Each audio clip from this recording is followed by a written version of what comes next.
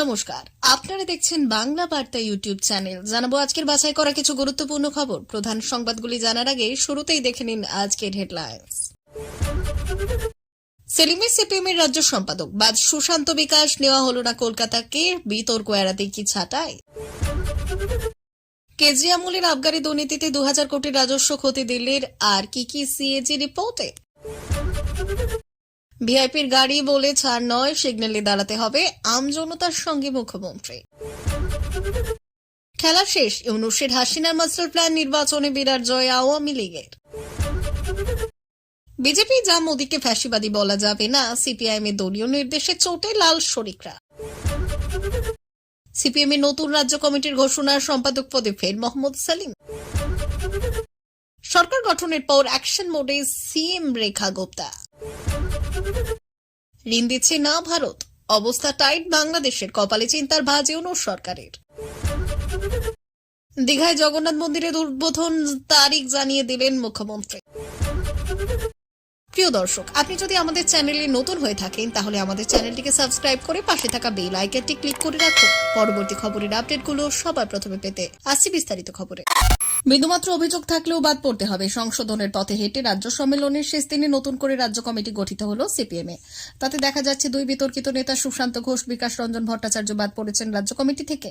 বাদ গেলেন দার্জিলিং এ সিপিএম এর জেলা সম্পাদক জীবেশ সরকার। এমনকি নেওয়া হলো না কলতান দাশগুপ্তকে। 2026 সালের আগে নির্বাচনকে সামনে রেখে মুখে ছাত্র ও যুবদের কথা বললেও 80 জনের রাজ্য কমিটিতে নতুন বা তরুণ মুখ নেই। তবে মহিলাদের সংখ্যা বাড়ানো হলো। সম্মতিক্রমে এবার দলের রাজ্য সম্পাদক নির্বাচিত হলেন মোহাম্মদ সেলিম। সিপিএম এর নতুন রাজ্য কমিটি গুঞ্জন ছিল মহিলার সম্পর্ক সংক্রান্ত জটিলতার অভিযোগ শীর্ষ নেতৃত্বের কানে পৌঁছতেই দল থেকে সাময়িক সাসপেন্ড করা হয়েছিল সুশান্ত ঘোষকে। জেল মুক্তির পর তাকে পশ্চিম মেদিনীপুর জেলা সম্পাদকের দায়িত্ব দিলেও সেই পদ থেকে কার্যত বসিয়ে দেওয়া হয়। জল্পনা ছিল কঙ্কাল কাণ্ডের নায়ক সুশান্ত ঘোষের নাম রাজ্য কমিটির সদস্য পদটাতেও থাকবে কিনা তা নিয়ে রাজ্য সম্মেলনের পর জানা গেল বাদ পড়েছেন সুশান্ত ঘোষ। এমনকি জেলা কমিটির সদস্য নন তিনি, তার বদলে পশ্চিম মেদিনীপুরের জেলা সম্পাদক হলেন বিজয় পাল। প্রাক্তন মুখ্যমন্ত্রী অরবিন্দ কেজরিওয়ালের আমলে চালু করা হবে আবগারি নীতির কারণে 2002 কোটি টাকার রাজস্ব খুইয়েছে দিল্লি সরকার, এমনটাই দাবি করল comptroller and auditor general of India. মঙ্গলবার দিল্লি বিধানসভায় সেই রিপোর্ট পেশ করেন দিল্লির নতুন মুখ্যমন্ত্রী রেখা গুপ্তা। তারপরেই হইচই শুরু করেন বিরোধী দল আপের বিধায়করা। প্রসঙ্গত, প্রাক্তন মুখ্যমন্ত্রী কেজরিওয়ালের চালু করা নীতি খারিজ হয়ে গিয়েছে আগেই। কেজরির আমলে চালু করা আবগারি নীতি ঘিরে দুর্নীতির অভিযোগ উঠেছিল। তদন্তে নেমেছিল কেন্দ্রীয় তদন্তকারী সংস্থা সিবিআই এবং ইডি। দুর্নীতিতে অভিযুক্ত হয়ে জেলে গিয়েছিলেন প্রাক্তন মুখ্যমন্ত্রী কেজরিওয়াল, উপমুখ্যমন্ত্রী মনীষ সিসোদিয়া এবং রাজ্যসভার সাংসদ সঞ্জয় সিংহ। দিল্লির প্রাক্তন মন্ত্রী সত্যেন্দ্র জৈন। দিল্লির ক্ষমতায় আসার পর নতুন বিজেপি সরকার দাবি করেছে চলতি বিধানসভা অধিবেশনে সিএজির 14 কোটি 14টি বকেয়া রিপোর্টই পেশ করা হবে। আর তাদের আরও দাবি, এই রিপোর্টগুলিতে পূর্বতন আপ সরকারের একের পর এক দুর্নীতি প্রকাশিত হবে। আর এর মধ্যেই মঙ্গলবার আবগারি দুর্নীতির অভিযোগ নিয়ে সিএজি রিপোর্ট পেশ করা হলো। রিপোর্টে দাবি করা হয়েছে কেজরির আমলে নতুন নীতি চালু করার পর 19টি জনে ব্যবসায়ীরা লাইসেন্স ফেরত দিলেও নতুন করে বরাদ দেওয়া হয়নি, আর সেই কারণে লাইসেন্স বাবদ নতুন করে আর রাজস্ব পায়নি দিল্লি সরকার। লালবাতি নীলবাতি গাড়ি দেখলে সেগুলিকে পাশ করানোর জন্য তৎপর হয়ে ওঠেন ট্রাফিক পুলিশ আর কর্তারা। অনেক সময় সেই জন্য বাকি গাড়িকে আটকেও দেওয়া হয়। এই জিনিস আগামী দিনে বাংলায় যেন না হয়। ভিআইপির গাড়ি বলে ছাড় নয়, সিগন্যালে দাঁড়াতে হবে আমজনতার সঙ্গে, বক্তা মুখ্যমন্ত্রী মমতা বন্দ্যোপাধ্যায়। সোমবার ধনধান্য স্টেডিয়ামে ডাক্তারদের একটি অনুষ্ঠানে স্পষ্ট ভাষায় এই কথাই জানালেন মুখ্যমন্ত্রী মমতা বন্দ্যোপাধ্যায়। মঞ্চে তখন উপস্থিত ডিজি রাজীব কুমার, কলকাতার পুলিশ কমিশনার মনোজ ভার্মা, মুখ্যমন্ত্রীর মুখ্য সচিব মনোজ পান্থ, স্বাস্থ্য সচিব নারায়ণ স্বরূপ নিগমরা। প্রশাসনিক শীর্ষ কর্তাদের উপস্থিতিতে মুখ্যমন্ত্রীর সাফ কথা, ভিআইপি ব্যস্ততার অজুহাতকে সাধারণ মানুষকে দুর্ভোগে ফেলা যাবে না। এ প্রসঙ্গে মমতা বন্দ্যোপাধ্যায় নিজের উদাহরণও টেনে আনেন। বললেন, খেয়াল করে দেখবেন, আমি কিন্তু অনেক সময় ট্রাফিক জ্যামে দাঁড়িয়ে থাকি। পুলিশকে বারণ করি যাতে আমার গাড়ির জন্য কোনো গাড়ি যেন আটকানো যায় না হয়। বাংলাদেশে ক্ষমতার পালাবদল এবং ক্রমাগত হাসিনা বিরোধীরা সত্ত্বেও বার অ্যাসোসিয়েশন নির্বাচনে শেখ হাসিনার দল নিরঙ্কুশ জয়লাভ করেছে। বাংলাদেশে ক্ষমতার পালাবদলের পর শেখ হাসিনা ভারতের আশ্রয় নিচ্ছেন এবং মোহাম্মদ ইউনূসের নেতৃত্বাধীন অন্তর্বর্তী সরকার দেশে ক্ষমতায় রয়েছে। এখন শীঘ্রই ইউনূসের খেলা বাংলাদেশে শেষ হতে চলেছে। দেশে এত বিরোধিতার পরও শেখ হাসিনা দল আওয়ামী লীগ জেলা আইনজীবী সমিতি নির্বাচনে নিরঙ্কুশ জয়লাভ করেছে বলে সেদেশ সংবাদ সূত্রে এমনটাই জানা গিয়েছে।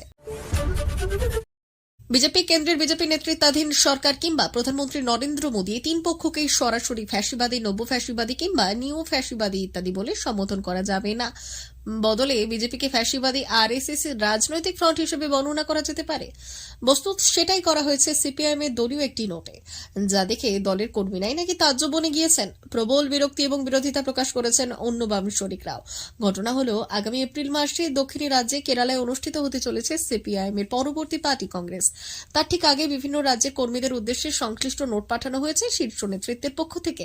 আর সেই নোটে নরেন্দ্র মোদী, কেন্দ্রীয় সরকার এবং বিজেপির সম্পর্কে দলের অবস্থান স্পষ্ট করা হয়েছে, যার মধ্যে কথা হলো এখনই বিজেপি বা নরেন্দ্র মোদীকে ফ্যাসিবাদী বলা যাবে না। কেন্দ্রীয় সরকারকে নিয়েও ফ্যাসিবাদী সরকারও বলার সময় আসেনি। বিজেপি এবং কেন্দ্রীয় সরকারের কাজকর্মে নব্য ফ্যাসিবাদী বৈশিষ্ট্য দেখা গেলেও এখনো মোদীর অধীনে দেশের রাজনৈতিক ব্যবস্থা সম্পূর্ণভাবে নব্য ফ্যাসিবাদী রূপ নিয়েছে এবং সেটা বলার সময় আসেনি। সিপিএম এর 27তম রাজ্য সম্মেলনে নতুন রাজ্য কমিটি গঠন করা হলো মঙ্গলবার। জানা গিয়েছে, সর্বসম্মতিক্রমে নির্বাচিত এই কমিটিতে 80 জন সদস্য রয়েছে, যার মধ্যে 14 জন মহিলা। মোহাম্মদ সেলিমকে পুনরায় রাজ্য সম্পাদক হিসেবে নির্বাচিত করা হয়েছে। শনিবার থেকে হুগলিতে ডানকুনিতে শুরু হয়েছে সিপিএম এর রাজ্য সম্মেলন। আজ তার শেষ দিন। নির্ধারিত সূচিমতো এদিন 28 জনের নতুন রাজ্য কমিটি গঠন করা হয়েছে। সেখানেই সর্বসম্মতিক্রমে সেলিমকে রাজ্য সম্পাদক করা হয়। দলীয় সূত্রে খবর, নতুন রাজ্য কমিটিতে 11 জন নতুন মুখ জায়গা পেয়েছে। তাদের মধ্যে উল্লেখযোগ্য হলেন হুগলি তরুণ ট্রেড ইউনিয়ন নেতা তীর্থঙ্কর রায় এবং দলের তাত্ত্বিক মুখপাত্রকে ডিজিটাল এবং সময়োপযোগী করার কাজে গুরুত্বপূর্ণ ভূমিকা রাখা শান্তনুতে। তবে ছাত্র যুব ফ্রন্ট থেকে এবারও নতুন কাউকে অন্তর্ভুক্ত করা হয়নি।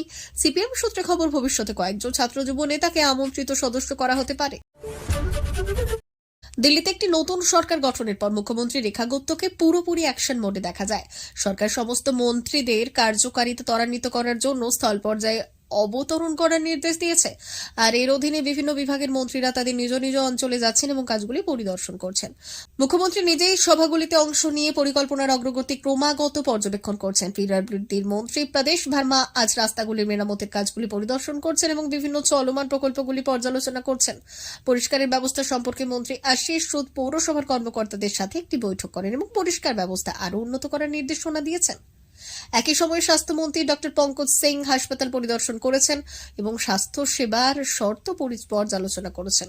সরকার বলেছে যে জনসাধারণকে আরও ভালো সুবিধা দেওয়ার জন্য সমস্ত বিভাগকে সম্পূর্ণ সক্রিয়তার সাথে কাজ করতে হবে। তৎকালীন ভারতের প্রধানমন্ত্রী ইন্দিরা গান্ধীর হস্তক্ষেপে ভারতীয় সেনাবাহিনীর সহায়তায় পাকিস্তানের কাছ থেকে স্বাধীনতা লাভ করে বাংলাদেশ। পরবর্তীকালে বিভিন্ন ক্ষেত্রে বাংলাদেশের সুখে দুঃখে পাশে থেকেছে ভারত। তবে ইদানিংকালে সেই সব অতীত দিনে কথা যেন বেমালুম ভুলে গিয়েছে ভারতের এই প্রতিবেশী রাষ্ট্র। বদলে বাংলাদেশে দিন দিন বাড়ছে ভারত বিদ্বেষ। এই আবহেই ভারত থেকে ঋণ না মেলায় অথই জলে পড়েছে সেই দেশের একাধিক রেল প্রকল্প। সূত্রের খবর, বাংলাদেশের একাধিক রেল প্রকল্পের কাজ চলছিল ভারতের ঋণের সহায়তায়। তবে সেই ঋণ না মেলায় থমকে রয়েছে একাধিক রেল প্রকল্পের কাজ। অবশেষে দীর্ঘ প্রতীক্ষার অবসান ঘটেছে। আগামী 30 এপ্রিল অক্ষয় তৃতীয়ার শুভ দিন উদ্বোধন হতে চলেছে দীঘার জগন্নাথ মন্দির। গঠিত হবে ট্রাস্ট কমিটি। মন্দির চত্বরে 29 এপ্রিল থেকে শুরু হবে যজ্ঞের কাজ। মঙ্গলবার এবং সাংবাদিক বৈঠকে এই ঘোষণা করলেন মুখ্যমন্ত্রী মমতা বন্দ্যোপাধ্যায়। তিনি জানালেন, মন্দির পরিচালনার জন্য একটি ট্রাস্ট গঠন করা হয়েছে, যার চেয়ারম্যান হিসেবে দায়িত্ব পাবেন রাজ্যের মুখ্য সচিব। ট্রাস্ট কমিটিতে ইস্কন, পুরীর জগন্নাথ মন্দির, দীঘার মাসির বাড়ি, কালীঘাট মন্দির এবং রামকৃষ্ণ মিশনের প্রতিনিধিরাও থাকবেন। মুখ্যমন্ত্রী আরও জানিয়েছেন, আগামী পরশু ট্রাস্টি বোর্ডের বৈঠকে মন্দিরের উদ্বোধন সংক্রান্ত বিষয়ে আলোচনা করা হবে। জগন্নাথ ধামে জমি এবং বাড়ি হিডকোর হাতে তুলে দেওয়া হচ্ছে এবং বাকি সিদ্ধান্ত ট্রাস্ট নেবে। তিনি বললেন, আমি হাইট তুলতে চাই না, আমার সাধ্যমতো কাজ করব। প্রিয় দর্শক, এখনকার মতো খবর এই পর্যন্তই। ধন্যবাদ।